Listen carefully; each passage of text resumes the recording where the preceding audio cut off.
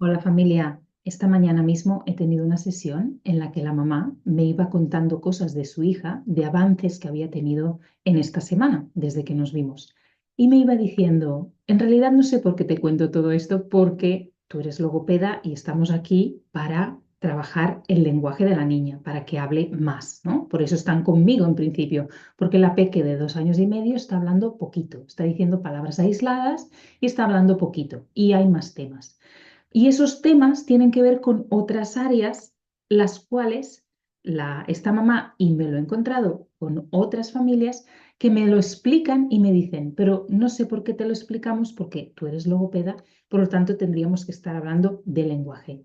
Y por eso el vídeo de hoy, porque soy logopeda, quizás piensas que estoy trabajando con el lenguaje, la comunicación y el habla de los niños. Sin embargo, mi trabajo va mucho más allá de todo esto.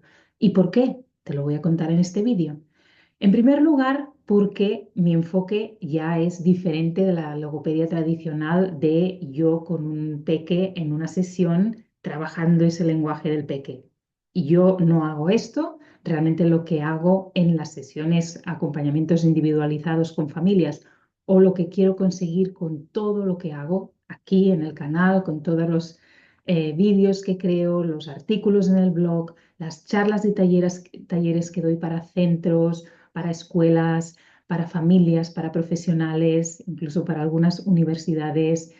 Los cursos que tengo en mi web son para ti, familia, o para ti, adulto de referencia de un peque, porque haciendo ajustes en la comunicación que los adultos dirigimos a los niños es como conseguimos que los peques se desarrollen y desarrollen su lenguaje. Es un enfoque centrado en el contexto natural del niño y de las interacciones reales del niño con sus personas de referencia.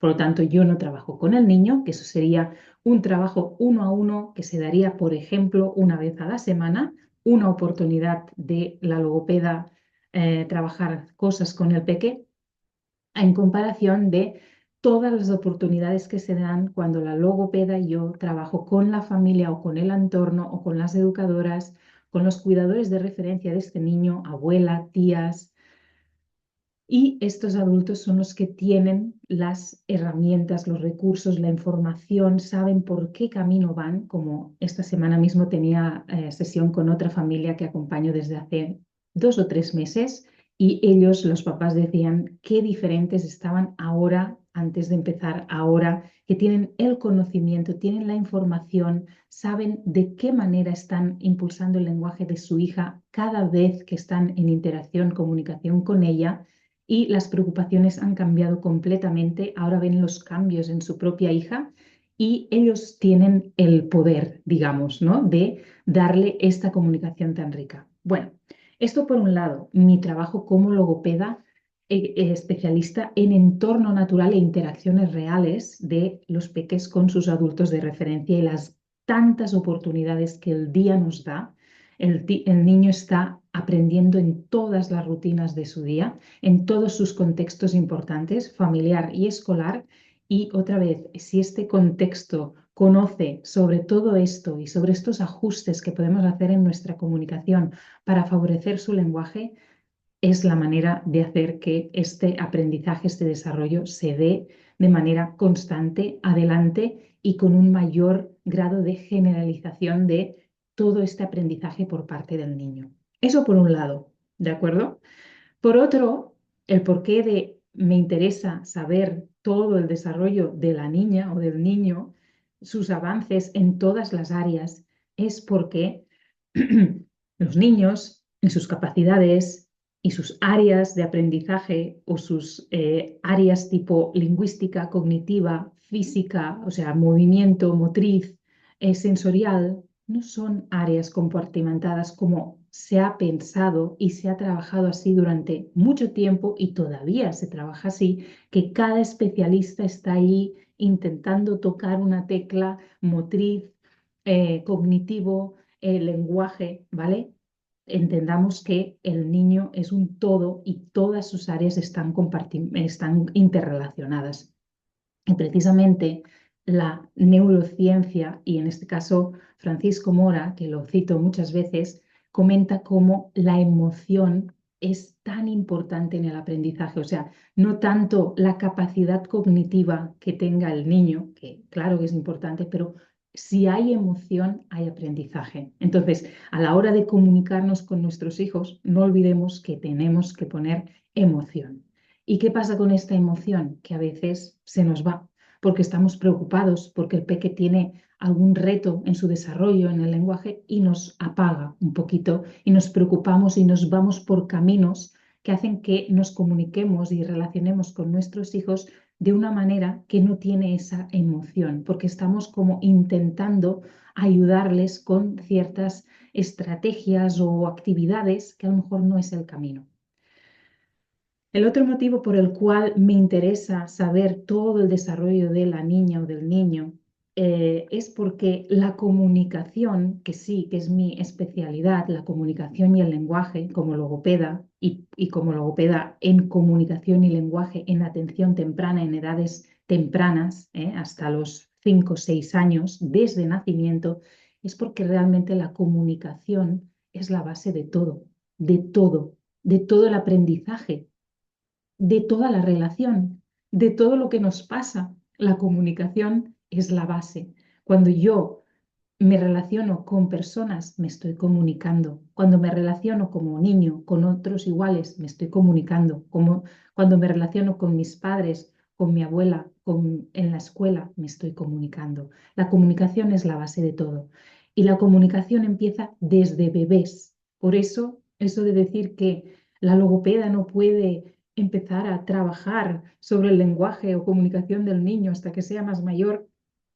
La comunicación empieza desde que nacemos, desde que venimos a la vida, y las interacciones de niño con otras personas se dan desde que nace.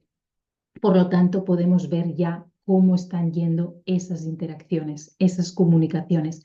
Pongo un ejemplo de esto del nacimiento. Yo sé que hay familias que no han hablado mucho con sus bebés porque pensaban que eran bebés y que por lo tanto no entendían. Pero siempre explico esto también. El niño, el bebé de 0 a 1 año, ¿qué cambios hace? ¿Qué evolución más espectacular en todos los sentidos hace? Pasa de depender completamente de su mamá y de sus cuidadores a desplazarse, al menos sentarse, quizás desplazarse gateando. Algunos caminan. A nivel de alimentación pasa de ser un lactante a ya estar comiendo alimentos sólidos.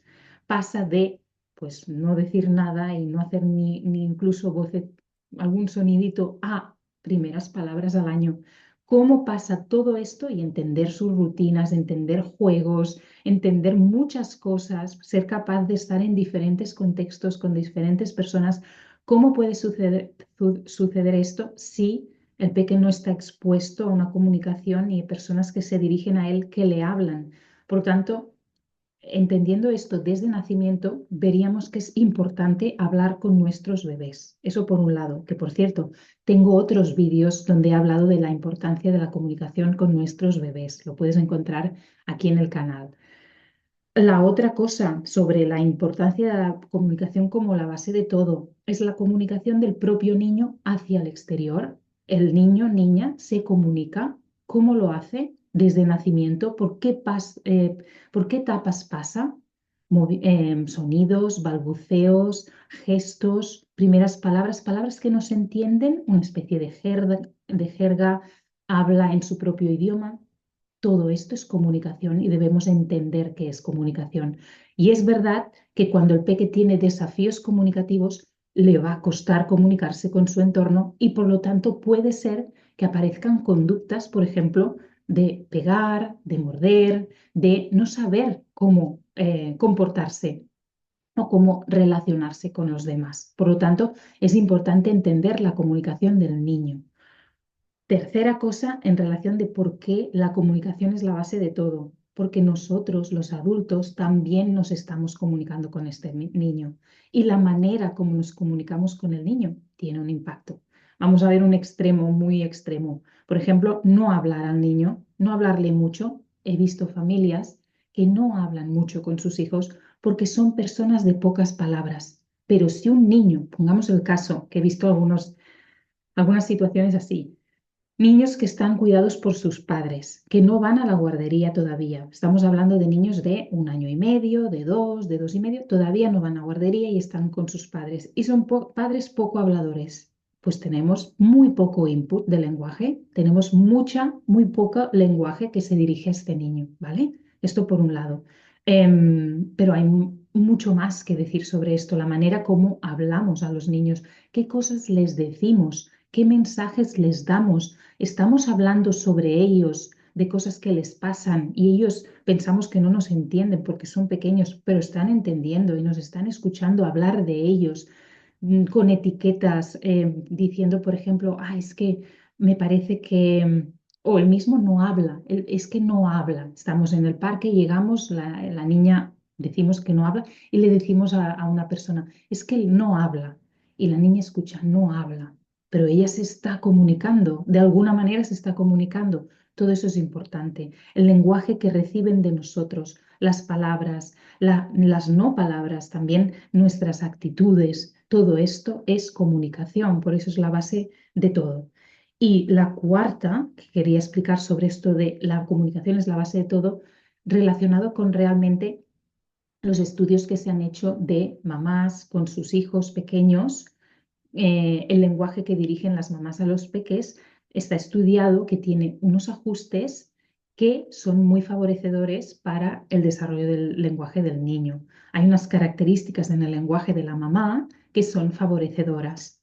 En cambio, cuando las mamás tienen preocupación de que algo está pasando en el desarrollo de sus niños, de sus hijos, empiezan a hacer cosas que no hubieran hecho si hubieran tenido un feedback de sus hijos, si sus hijos estuvieran desarrollando el lenguaje como ellas esperaban, incluso cuando hay un diagnóstico desde bien pequeños, como por ejemplo de síndrome de Down, se han hecho muchos estudios, o de autismo, las mamás ya están predispuestas a que las cosas sean difíciles, a que el lenguaje sea difícil y eso las predispone a hacer cambios en su manera de comportarse con los niños. Y lo que puede pasar es lo que he dicho antes, baja la motivación y por lo tanto toda esa emoción tan importante que tendríamos que tener y poner en las interacciones con nuestros hijos puede que no esté.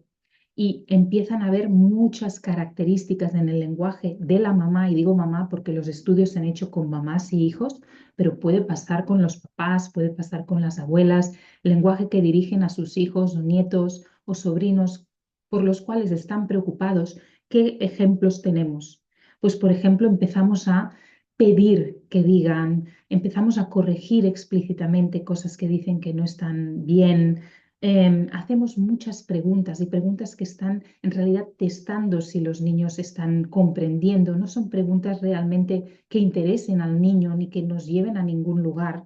No saber encontrarle el interés del niño ni la intencionalidad que realmente el niño tiene. Y eso es muy importante para favorecer el aprendizaje de los niños, partir de su motivación, de su interés y con el lenguaje partir también de su interés, que el niño lidere en realidad la comunicación, aunque pensemos, pero si mi hijo no habla, sí, tu hijo está comunicando cosas seguro, solo tenemos que buscar de qué manera lo está haciendo y poner ahí lenguaje y apoyo. Entonces, la comunicación es la base de todo. Por lo tanto, es importante que entendamos que la manera como nos comunicamos con ellos tiene un impacto. La manera como nos comunicamos y hablamos con ellos puede hacer que impulsemos su lenguaje o el contrario, ¿vale? Ponemos mucha presión sobre los niños, hablamos a veces mucho y no dejamos el espacio que los niños necesitan.